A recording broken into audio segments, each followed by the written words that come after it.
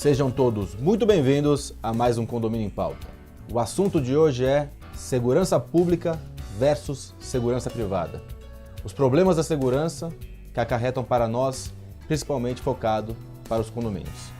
Os nossos convidados de hoje são Reni Ozzy Cuquier, cientista político, professor, já foi do Conselho de Segurança da ONU, já foi secretário adjunto de Segurança Urbana de São Paulo. Seja muito bem-vindo.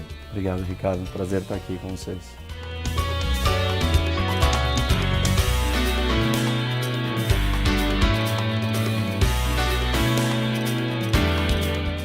E Rogério Tacitani, síndico profissional de sucesso aqui no estado de São Paulo. Seja bem-vindo. Obrigado pelo convite.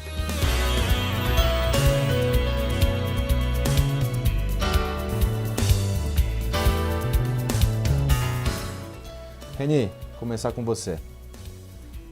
Nós vivemos um momento delicado e algumas cidades, alguns estados piores do que outros. Queria que você traçasse um paralelo desse problema de segurança pública para a segurança privada para a gente iniciar nosso programa de hoje. Acho que eu vou começar dando um contexto do que está acontecendo, que às vezes a gente se acostumou e vive dentro dessa insegurança, com medo, e achamos que isso é normal, e que isso faz parte do nosso dia a dia, e que é assim. Só que a gente não está tendo a visão do todo do que está acontecendo no Brasil. Isso é muito sério. Então, tem alguns números que saíram há pouco tempo atrás, por exemplo, o número de homicídios por ano, e o Brasil matou mais de 63 mil pessoas em 2017. Só para a gente ter uma noção do que é isso. Número altíssimo. Nós somos o país que mais mata no mundo, Ricardo. E aí existem 193 países no mundo, o Brasil mata mais do que 154 juntos. Nós matamos mais do que guerra na Síria, no Iraque, no Afeganistão, e supostamente nós não estamos em guerra. Então, é praticamente uma guerra civil no nosso. É uma guerra, uma coisa maluca o que está acontecendo aqui no Brasil. É muito sério. E esse número, ele só vem piorando. O número em 2011 de homicídios no ano foi 50 mil. Em 6 anos, de 2011 para 2017, nós subimos para 63 mil. Mais de 63 mil. Ou seja, nós subimos 13 mil homicídios em 6 anos. Isso é muito, muito sério. As pessoas falam, mas esse é o número absoluto, temos que comparar com o número proporcional da população, né? Uma população muito grande, então a gente não está matando tanto assim. Não. Se a gente olha para países como os Estados Unidos, que tem 350 milhões de pessoas, o Brasil tem 210, os Estados Unidos não chega nem perto com o número que a gente mata. Aliás, China e Índia, que tem mais de 1 bilhão de pessoas, também não matam o que a gente mata.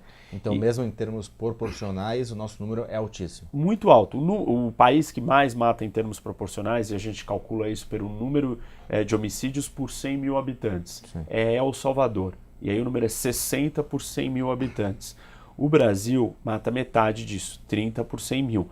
Claro, nós temos uma população maior, mas se você pega pontos específicos do Brasil, Rio Grande do Norte, mata 68 por 100 mil. A Venezuela, que a gente está assistindo o que está acontecendo, é 53 por 100 mil habitantes. O São Paulo, nosso estado, tem um índice de homicídio melhor do Brasil. E reduziu, né? Reduziu, um trabalho bem feito, tem funcionado, tal, temos 10 por 100 mil. E esse é um índice aceitável. Mas, quando você olha para o Brasil como um todo, e você olha certos estados do Brasil, e você olha esse número absoluto, é muito assustador. Isso é só na questão do homicídio, porque aí São Paulo melhorou nisso, mas em roubos e furtos a coisa é muito feia. E o pior ainda não são só os números, o pior é a dificuldade que a gente tem de investigar. Polícia judiciária, né, que é a polícia que tem que investigar e combater e botar as pessoas na cadeia, ela não funciona no Brasil. O estado de São Paulo tem uma polícia civil, que é a polícia judiciária, sucateada. Só para ter uma noção dos números, de novo, dos roubos e assaltos, nós só conseguimos resolver 2% de tudo. Eu vou te questionar sobre isso, eu vou trazer só o Rogério aqui para o assunto. Rogério, você é síndico de alguns condomínios em São Paulo já há alguns anos e você percebe que a grande preocupação dos moradores é com a parte de segurança, né? Sim, sem dúvida. Hoje em dia, conversando com condôminos e conselho e tal, em geral, todo mundo fala, eu preferia morar numa casa. Eu moro dentro de um condomínio, eu tenho um custo extra por isso, por conta de segurança, para me sentir mais seguro, né? E frequentemente é colocado em pauta a possibilidade ou o que pode ser feito para melhorar a segurança daquele condomínio, procedimentos, equipamentos, ou é uma coisa constante no dia a dia? É um custo bem expressivo dentro do condomínio, com rateios extra para câmeras e alarmes e treinamento de pessoas. É um assunto que é muito frequente. Eu vou até te colocar sobre esse assunto, mas eu quero te fazer uma pergunta e te colocar aqui numa saia curta aqui, que se fala muito dos números, eu vejo muito X% contra negros, X% hoje muito falando sobre contra mulheres, e a gente sabe que grande parte desses homicídios ou agressões, elas não são investigadas, né? Isso. E às vezes a gente vê esses números contra pequenas classes ou classes direcionadas. Eu me pergunto como que, se tantos casos não estou dizendo que não tem, obviamente que a gente sabe que existe problema de contra mulheres, contra negros, contra homossexuais muito forte, né? Principalmente em algumas cidades. Como que se consegue mensurar isso e se, na sua opinião, deve ser feito um trabalho direcionado a essas classes ou é um problema geral que inclui também essas gêneros ou pequenas classes? Então, a gente só consegue indiciar, Ricardo, 8% de todos os homicídios. Ou seja, 92% de todos os homicidas, os assassinos, estão soltos no Brasil. A gente sequer sabe quem são eles. Esse é o nível da seriedade, da loucura e da gravidade. Sim. Isso vai de encontro direto com uma das teses ou um dos assuntos que é muito discutido no Brasil, que é a questão do encarceramento, né, das prisões. E tem gente que fica repetindo no Brasil que nós temos um encarceramento em massa. Como é que a gente pode ter encarceramento em massa se 92% de todos os assassinos estão soltos e 98% de todos os assaltantes estão soltos? Então a gente não tem encarceramento em massa, nós temos impunidade em massa. Esse é o primeiro problema. Então a gente tem uma dificuldade. Como é que a gente sabe? Os homicídios a gente sabe quem foi morto. Os que foram registrados, porque tem, óbvio que existem números aí que a gente nem sabe, não se encontrou, essas pessoas desapareceram. Homicídio é mais difícil de você subnotificar, né, que a gente chama, Sim. que, ou seja, você não faz o BO do assalto do seu celular. Então aí não tem como a Secretaria de Segurança, o governo saber que o seu celular foi assaltado. Então você não vai entrar na estatística. Então a gente fala que tem, sei lá, quantos mil roubos, na verdade pode ter 10 vezes mais, porque as pessoas sequer fazem o BO. O homicídio já é mais complicado. Existe um corpo, existe toda uma história. A prova então, ali, né? Então a gente sabe que quem são as pessoas que estão sendo mortas, e aí tem gente que faz esse recorte, né? Ah, não, são as mulheres, são os negros, são os jovens. Esse recorte existe, mas eu não sei qual é o propósito da gente fazer esse recorte, uma vez que nós vivemos uma situação tão caótica quanto a que a gente vive na área da segurança. Como um todo. Isso. Assim, morre todo mundo. Morre homem, baixo, alto, magro, velho, gordo, morre mulher, morre negro, morre criança, morre policial, morre enfermeiro, morre todas as profissões. Todo mundo morre no Brasil. Se você é o país que mais mata no mundo, se nós somos o país que mais mata no mundo, está todo mundo morrendo. Então, a pergunta que a gente tem que fazer será que só grupos são vítimas? Não, todo mundo é vítima dessa história. E ou a gente acha políticas que resolvam a segurança do Brasil, ponto, ou não adianta a gente ficar discutindo aqui, brigando e falando, eu sou mais vítima que você. Não, nós temos um problema muito grave. Segurança não é brincadeira, é a vida das pessoas que estão em jogo, é o trabalho delas, é o que você trabalhou para ganhar e você perdeu porque você foi roubado. A gente precisa de política que vai resolver o problema. E o primeiro ponto dessa história é a questão do investimento em segurança. E aí eu vou trazer um número que é bem sintomático desse problema. Nós gastamos 9% do nosso PIB em saúde, 6% em educação e em segurança, 1,3%. Muito abaixo. E segurança é básico e fundamental. Sim. Se a gente mantivesse uma coisa proporcional, estamos falando de 9, 6, 3. A gente precisa de mais investimento em segurança. Isso é um fato. Começa daí. Mas o dinheiro não é bem gasto. Não é só o dinheiro, mas precisa de mais dinheiro. Por quê? Porque nós temos superlotações de presídios, porque nós temos polícias sucateadas. 40% das cidades do estado de São Paulo não tem sequer um delegado. Ou seja, você não tem alguém que vai poder comandar a investigação dos crimes. E como é que nós vamos resolver o assassinato e o roubo? Então, a gente precisa de mais investimento. A polícia está sucateada. Nosso sistema carcerário é dominado pelo crime. A gente não controla as prisões do Brasil. A gente precisa construir mais presídios porque existe uma superlotação e aquilo ali é um inferno na terra. Óbvio que ali é uma escola do crime. Óbvio que aquilo ali só faz as pessoas continuarem no crime. A gente precisa de investimento em tecnologia. A gente precisa integrar o trabalho das polícias. A gente precisa de equipamentos, câmeras. Tem muita coisa que a gente precisa fazer. Deixa eu te interromper e trazer aqui. Essa é a sensação que você, porque você é um prefeito de algumas pequenas cidades, né? O síndico ele é um prefeito de algumas pequenas cidades. Essa é a sensação que você, como o representante e o responsável pelaquela coletividade tem, de que realmente o nosso Estado deixa a desejar e que nós, por nós mesmos, temos que fazer alguma coisa, e aí sim os investimentos que a gente tem, a preocupação que a gente tem dentro de um condomínio? É mais ou menos esse cenário mesmo. Como o Estado deixa de investir, a pessoa física ou a pessoa jurídica, que é o condomínio, ele passa a ter que fazer esse investimento que o Estado não faz. Então o Estado não provê a segurança que ele deveria prover. E tem um ponto, você já teve um assalto, né, dentro de um condomínio. Eu queria até que no segundo bloco você contasse pra gente. A gente sabe, Reni, que tem, igual existe dentro da polícia, em alguns estados mais do que outros, corrupção, né? Policiais que estão do crime, policiais bandidos. E a mesma coisa a gente sabe que dentro dos condomínios também tem muita informação interna, muita, não sei se a gente pode chamar de corrupção, mas pessoas que fazem parte do crime que estão dentro do condomínio.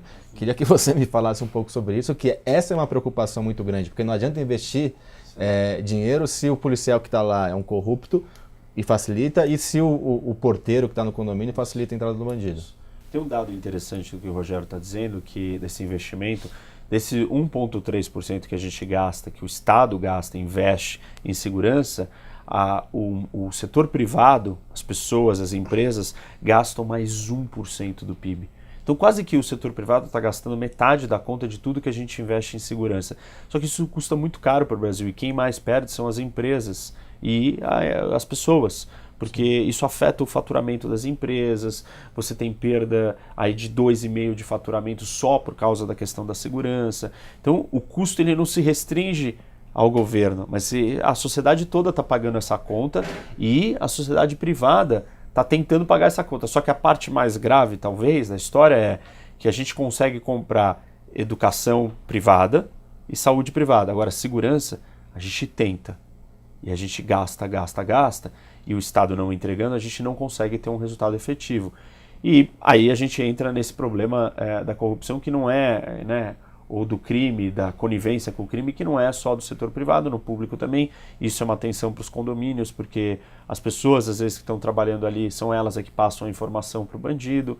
Então a gente tem que usar mais vigilância eletrônica, mais equipamentos e coisas que dependam menos das pessoas e estar atento, fazer uma triagem com isso. Dentro das polícias e dos órgãos públicos, nós precisamos de mecanismos internos de depuração, de investigação, corregedorias fortes. Uma das coisas que existe nos Estados Unidos e que aqui seria muito útil, que é o whistleblower, que é o dedo duro. E você tem proteções para pessoas dentro de instituições públicas que vão contar e dedurar o que está acontecendo. A gente precisa ter um mecanismo como esse dentro das nossas instituições, até nas de segurança, porque aí você consegue saber informações do que está acontecendo ali e punir. As pessoas precisam ser expulsas, precisam ser investigadas, a lei, a justiça precisa chegar até elas. Esse é o único jeito: fiscalização, controle, mecanismos de governança, né, a gente chama de compliance, ou de tentar fazer as pessoas seguirem as regras, e uma constante atuação para que você corrija os erros. Sempre vai ter algum tipo de fraude, sempre vai ter algum tipo de frase em qualquer atividade humana. O que nós temos que ter são bons controles, boas maneiras de coibir isso, de punir, de se reavaliar. É isso que está faltando. Fiscalização constante, né? Isso. Eu acho que isso, mesmo na polícia, mesmo nos condomínios, nos funcionários que trabalham dentro do condomínio, e eu acho que algumas coisas devem ser feitas, né? Levantamentos desses profissionais, verificação de como... Isso, uma triagem, né? Você investigar, saber a quem triagem antes e durante, né? Porque muitas vezes ele pode cometer uma infração e não chegar até E às vezes também comete por besteira, né? Passa informação sem saber que está passando informação para quem está passando. E aí entra a importância do treinamento, né? Isso. E aí tem que ser treinado. Na verdade, eu vou chamar um bloco, um quadro que chama Síndico de Sucesso. Tenho essa pergunta que eu quero saber na questão de treinamento. O Reni, como que a gente pode, chegando para o lado de condomínio, como que a gente pode inibir, né, os assaltos, os arrastões a condomínio, e o que a gente pode fazer como coletividade para ajudar o Estado. Antes disso, vamos olhar na tela, Síndico de Sucesso.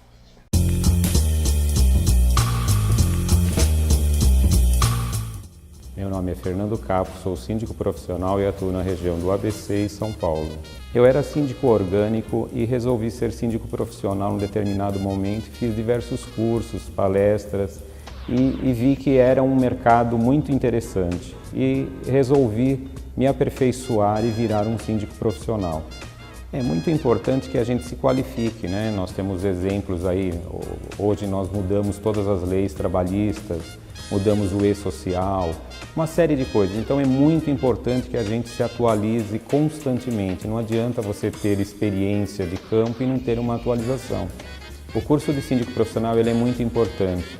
Mesmo as pessoas que são síndicos orgânicos e passam a ser síndico profissional, eles atuam somente com um condomínio, e quando eles vão atuar com vários condomínios, é totalmente diferente. O network, atualmente eu atendo 5 condomínios e até o ano que vem a gente deve estar atendendo entre 10 e 15 condomínios. A profissão de síndico profissional, como qualquer outra, ela é gratificante de dois lados, né? Tanto a parte financeira quanto a parte emocional. A pessoa tem que gostar de pessoas, gostar de trabalhar com gente. Eu adoro essa profissão. E eu acredito que agora, com a vinda da regulamentação da profissão, eu acredito que estaremos todos no mesmo nível. Eu acredito muito na regulamentação. Para ser um síndico bem-sucedido, você tem que gostar de pessoas, ter garra e ser honesto.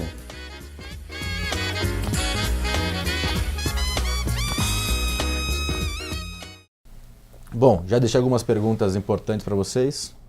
Tem outras que eu quero fazer.